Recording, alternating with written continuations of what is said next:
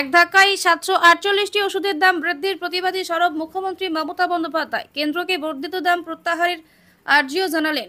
পাশাপাশি প্রতিবাদী কর্মসূচির ডাক দিলেন তৃণমূল সুপ্রিমো। আগামী 4 এবং 5 এপ্রিল ব্লকে ব্লকে ওয়ার্ডে ওয়ার্ডে প্রতিবাদ কর্মসূচির ডাক দিয়েছেন তিনি।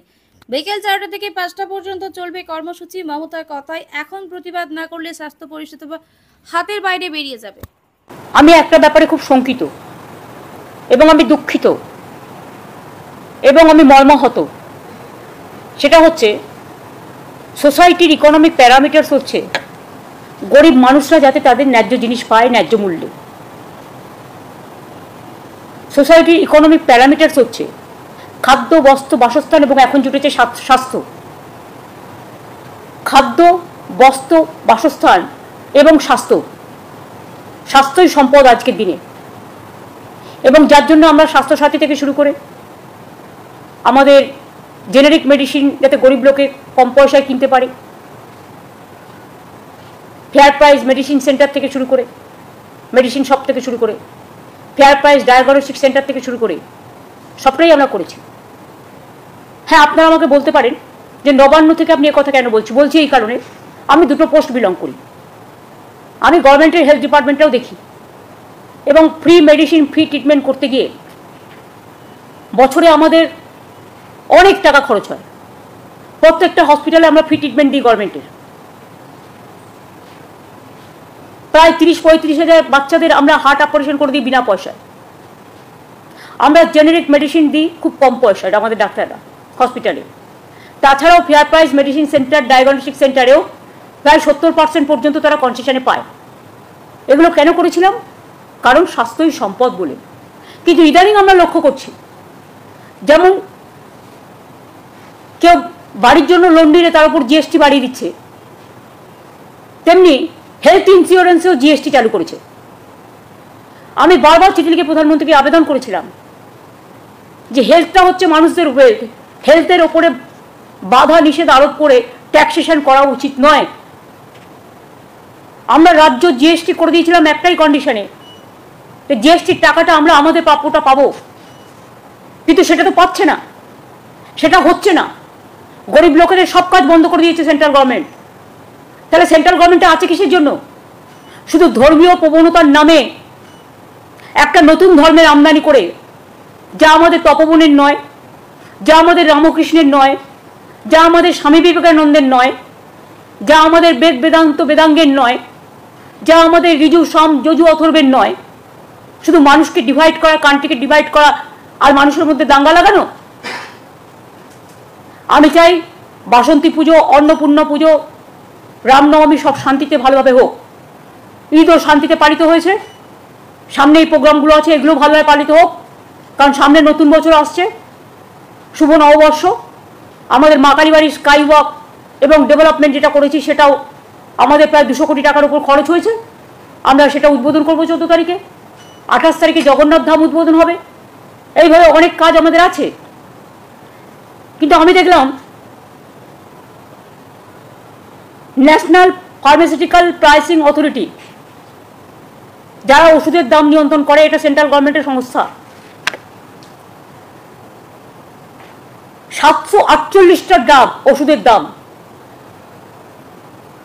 যা গরিব মানুষ কেনে, এবং 80টা নন শিডিউল ড্রাগ মানে ওষুধ ফ্রম দ্য 1 এপ্রিল 2025 বাড়িয়ে দিয়েছে।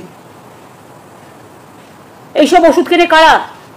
গরিব মানুষ, সাধারণ মানুষ, সমাজের যাদের ক্ষমতা নেই বড় বড় হসপিটালে গিয়ে প্রাইভেটে ট্রিটমেন্ট করা, যাদের ক্ষমতা নেই বিদেশে গিয়ে কোটি কোটি টাকা খরচ করে ট্রিটমেন্ট করা, তাদের জন্য এই ওষুধগুলো কাজে লাগে। আমি শকড। আপনারা জানেন আমরা কেন কোলেস্টেরল যে tablet atorvastatin or ezetimibe tablet to control cholesterol, মানে হার্ট ডিজিজকে কন্ট্রোল রাখার জন্য 31.8% বাড়িয়ে দিয়েছে, যেটা মানুষের প্রায় 80% মানুষকে খেতে হয়। অ্যাট্রোভাস্টেটিন অ্যান্ড এজেটিমিবে ট্যাবলেট এটাও প্রায় two control cholesterol, to give a special attention for health care, heart disease, যাতে হার্ট অ্যাটাক না হয় কোলেস্টেরলটা কন্ট্রোল করে। আপনারা জানেন আমাদের মধ্যে 3টে কোলেস্টেরল কাজ করে। আমি ডাক্তার নই, বা যেটুকু আমার জেনারেল সেন্সে বলছি, HDL, LDL অ্যান্ড VLDL। সেখানে বাড়িয়েছে 57.9%। এরপর দেখুন again atorvastatin calcium and fenofibrate tablet to control cholesterol 28.3%, মানে 28.3% বাড়িয়েছে। এরপরে হচ্ছে to control cholesterol atorvastatin and clopidogrel tablets. আমার প্রনাউন্সিয়েশন ঠিক নাও হতে পারে, because I am not doctor, I am not a medicine, medical, I am not for medical science. To control cholesterol, মানে কোলেস্টেরলটাকে লিমিটে রাখার জন্য যাতে হার্ট ডিজিজ না হয়, এগুলো দেখে। সেখানেও বাড়িয়ে দিয়েছে 45.5%। এবার দেখুন to control cholesterol atorvastatin and ezetimibe tablet to control cholesterol, এগুলো সবই হার্টের জন্য মেনটেন করতে হয়, 115.8% বাড়িয়ে দিয়েছে। এরপরে দেখুন again the same type of medicine to control cholesterol 31.8% বাড়িয়েছে। Again calcium, atorvastatin calcium and fenofibrate tablet to control cholesterol 17.9% বাড়িয়েছে। 70। এরপর হচ্ছে অনেকেরই জানেন বিপি, মানে ব্লাড প্রেশার বেড়ে যায়, তার জন্য তাকে একটা ট্যাবলেট খেতে হয়, bisoprolol, fumarate and telmisartan tablets to control BP, প্রায় প্রতি ঘরেই খেতে হয় কাউকে না কাউকে, 19.2% বাড়িয়েছে। এবার দেখুন গ্যাস্ট্রোটাইটিস, আপনারা জানেন গ্যাস্ট্রিক হলে সবাইকেই খেতে হয় পেন্ট্রোপাজল অ্যান্ড লিভোসালপ্রাইড ক্যাপসুল, ক্যাস্ট্রো, 19.3% বাড়িয়েছে। এবার দেখুন to control BP, again blood pressure control করার জন্য bisoprolol, fumarate and telmisartan tablets to control BP, এটাও বাড়িয়ে দিয়েছে 19.2%। এছাড়াও like other drugs like amlodipine, amoxicillin, এগুলো অ্যান্টিবায়োটিক্স, সবটা কিনা আমি জানি না, budesonide asthma, carboplatin anti cancer, ciprofloxacin, dexamethasone, fluconazole skin disease, এমনকি প্যারাসিটামল, তার দাম পর্যন্ত বাড়িয়ে দিয়েছে। এর আগেও কিছুদিন আগে বাড়িয়েছিল, আপনাদের মনে আছে নিশ্চয়ই। রিসেন্টলি টোল ট্যাক্সও বাড়িয়েছে। এর থেকে স্টেট গভর্নমেন্ট কিচ্ছু পায় না, টোটালটাই সেন্ট্রাল গভর্নমেন্ট এখন শেষ করে, কারণ শেষ করার মানে হচ্ছে সেন্ট্রাল গভর্নমেন্ট স্টেট গভর্নমেন্টকে দেবে না, টোটাল টাকাটাই একা করে খাবে। তো যারা মানুষকে স্বাস্থ্য না দিয়ে, স্বাস্থ্য আমাদের সম্পদ, চিকিৎসা করবে কোথা থেকে মানুষ? এই ওষুধগুলো যখন ডক্টর প্রেসক্রাইব করবে,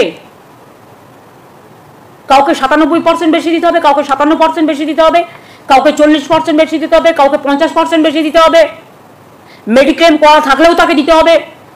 তার মানে এটা কাদের জন্য হচ্ছে?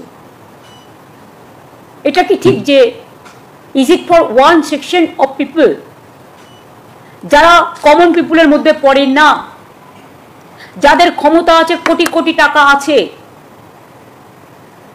যারা কোটিত্ব দিয়ে ট্রিটমেন্ট করতে পারে, এটা কি শুধু তাদের জন্য সরকার চলবে? নাকি যারা গরিব, যারা মধ্যবিত্ত, যারা সাধারণ মানুষ, মধ্যবিত্ত সাধারণ, বুক ফাটলেও মুখ ফাটে না, মুখ খোলে না, কারণ তাদের সম্মান সবচেয়ে বড় ঐতিহ্য। আমি এটা তীব্র প্রতিবাদ করছি এবং এটা টোটাল উইথড্র করার জন্য অনুরোধ করছি। এবং এর প্রতিবাদে যেহেতু স্বাস্থ্যটা আমাকেও দেখতে হয়, আমি মামাটি মানুষকে যারা সমর্থন করেন, এবং আমি অল ইন্ডিয়া তৃণমূল কংগ্রেসের চেয়ারম্যানও আছি, যেহেতু 6 তারিখে রামনবমী, আমি কিছু করব না, শান্তিপূর্ণভাবে কাটুক পুজো। আমরা 4 আর 5 শুক্রবার এবং শনিবার বেলা 4টের সময়, বেলা 4টে থেকে 5টা 1 ঘন্টা প্রতি ব্লকে ব্লকে, প্রতি ওয়ার্ডে ওয়ার্ডে ওষুধের দাম বাড়াচ্ছ কেন? মানুষের স্বাস্থ্য আজকে বিঘ্নিত কেন? মানুষের স্বাস্থ্য কেড়ে নিচ্ছ কেন? আর কত দাম দিতে হবে মানুষকে সুস্থ থাকার জন্য? এই দাবিতে আমাদের এলাকায় এলাকায় মিছিল মিটিং হবে। এবং সাধারণ মানুষকেও আমি বলবো, তারা নিজেদের মতো করে, কারো এনজিও থাকতে পারে, কারো স্কুল থাকতে পারে, কারো ক্লাব থাকতে পারে, তারাও এটাকে প্রতিবাদ করুন। যদি না করেন, আগামী দিন মনে রাখবেন, রোগী অসুস্থ হলেও সেন্ট্রাল গভর্নমেন্টের এই একতরফা স্বৈরাচারী সিদ্ধান্তে স্বাস্থ্য কিন্তু বিপাকে পড়ে যাবে। আর স্বাস্থ্য না থাকলে সম্পদ থাকে না, স্বাস্থ্যই সবচেয়ে বড় সম্পদ। আর কত টাকা পেলে কেন্দ্রীয় সরকার নিজেদের ঝুমলাবাজি বন্ধ করবে? ইলেকশনের সময় বড় বড় কথা, আর ইলেকশন হয়ে গেলে তখন সব উইথড্র করে নাও।